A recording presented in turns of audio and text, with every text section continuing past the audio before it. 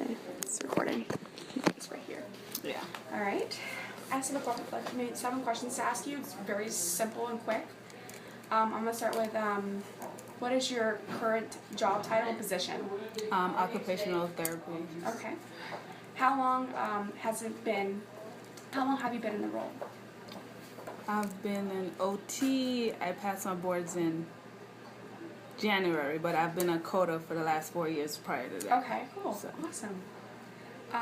What degree or training do you have in the profession?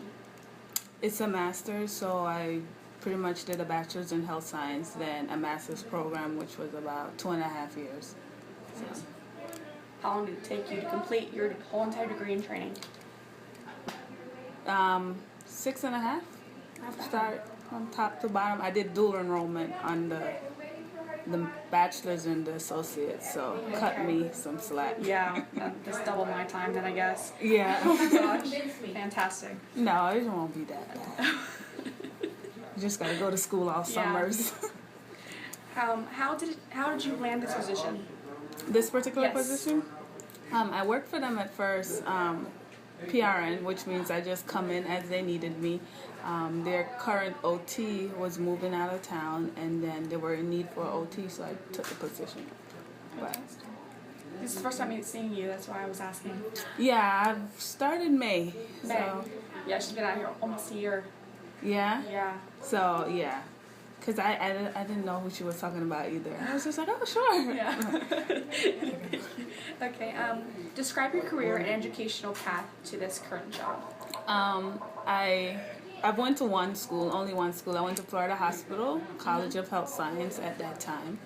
I did, my first year I just did towards a bachelor's in health science, knowing that I wanted to do the OT. But then they had the option of the occupational therapist assistant, so I ended up doing both programs at the same time. And then after that, I was out for about a year while they were starting up the program because I'm the pioneer class. And then I went back and then I finished last year. Oh my goodness, last year, that's fast. December, yes. Wow, but you're like... Oh, absolutely. I would be that too. Oh. Next question. Okay, what do you enjoy most about your job?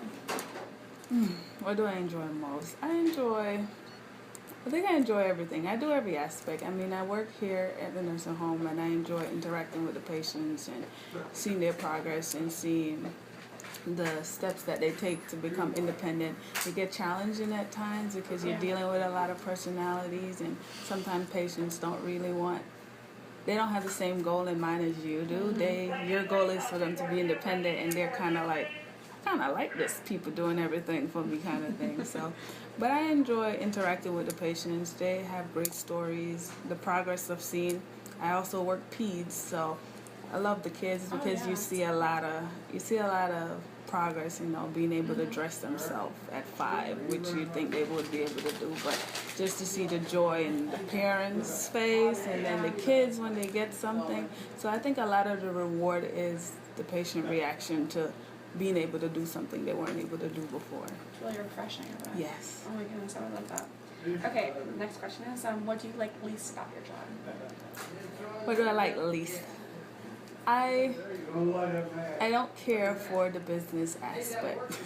As in, we have certain rug levels we have to meet, and basically it's about minutes, and it's kind of like you need to meet your minutes on a business aspect so the building could get paid a certain amount.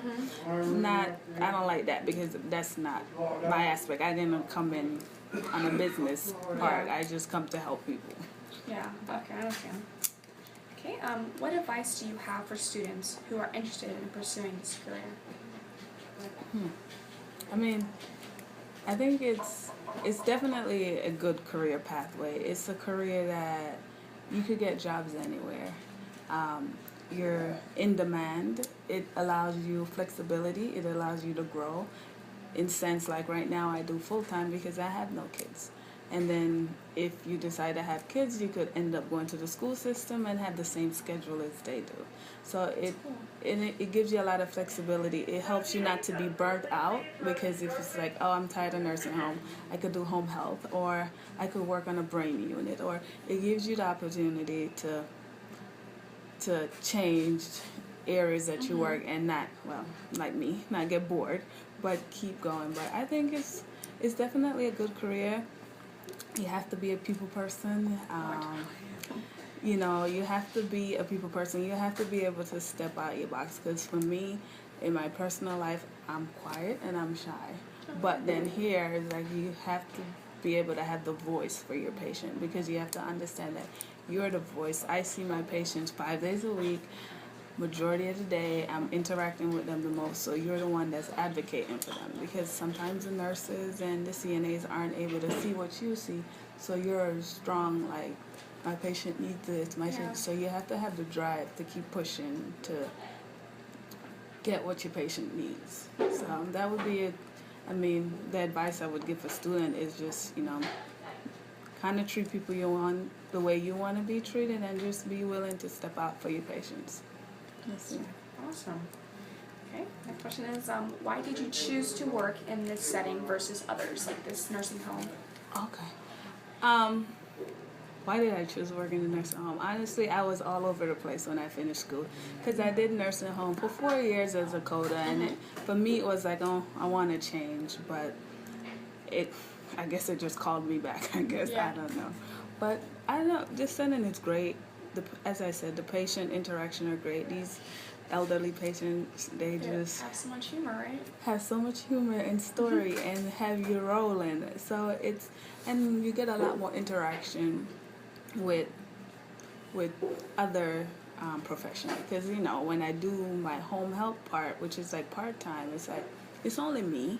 And there's no one to bounce ideas off. So as a new grad, it's good to get into a facility like this, preferably with another, where you're not the only OT, but with another OT or somebody that will allow you to get mentorship.